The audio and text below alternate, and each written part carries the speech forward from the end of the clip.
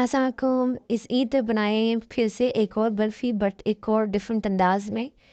बिल्कुल भी लंबे चौड़े आपको चमचे हिलाने की ज़रूरत नहीं है, बहुत आसान तरीका है। तकरीबन हमने दिया है 3 पाव बोली का दूध। इसको हमने ऐसे बॉल में डाला है जिसको हम स्टीम में रख सकें, और एक बड़ा देगचा ले लें, उसमें डालें थोड़ा सा पानी और रख दें उसमें एक स्टैंड। उसे होने दें थोड़ा सा गर्म, और इतनी देर में हम बाकी चीज़ें साथ साथ अरेंज करेंगे। तो ये हमने दूध में डाली है छोटी इलायची पीस कर, थोड़ी सी चीनी अपने टेस्ट की नस्बत से डालें। हम ज़्यादा पसंद नहीं करते इसलिए मैंने थोड़ी ही डाली है, आप बढ़ा भी सकते हैं।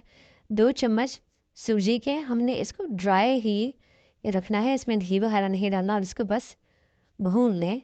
इसको मज़ेदार सा ब्राउन कलर कर लें, बहुत ही मज़े की खुशबू आई है और बहुत ही मज़ेदार तैयार हो जाएगा। ध्यान रखिए नीचे ना लगने पाए, उसको आप मुस्तकिल हिलाते भी रहें और हीट भी नॉर्मल रखें। नहीं जी, ये मज़ेदार सी ब्राउन हो गई है। अब इसको हमने बीच में शामिल किया, सब कुछ मिक्स किया अच्छे से कि कोई फुटकी ना बने।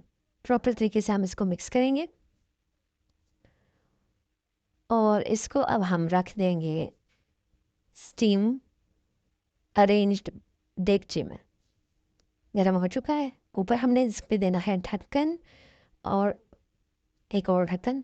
अब इसमें आप चाहें तो ड्राई फ्रूट ऐड करना चाहें कर लें। बहुत ही हल्की आंच रखी थी और तकरीबन इसको 45 मिनट्स इसी स्टीम में रहने दिया। अब हमने टूथपिक डाल के देखा, नहीं जी, परफेक्ट तैयार है। टूथपिक के साथ कुछ भी नहीं चिपका। अब इसको वो निकालना भी बहुत ही आसान है, बस थोड़ा सा हमने इसको नाइफ से इसके किनारे कट करने हैं और इस तरह से हम इसमें कट्स बना लेंगे।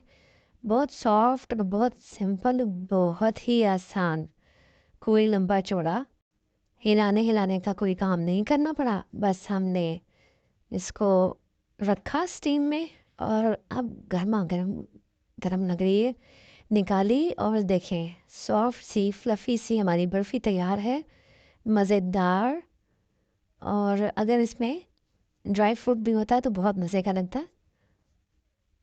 लेकिन चूंकि मेरे घर में कोई नहीं इस तरह खाता तो मैंने डाला नहीं है, आप डाल लीजिएगा।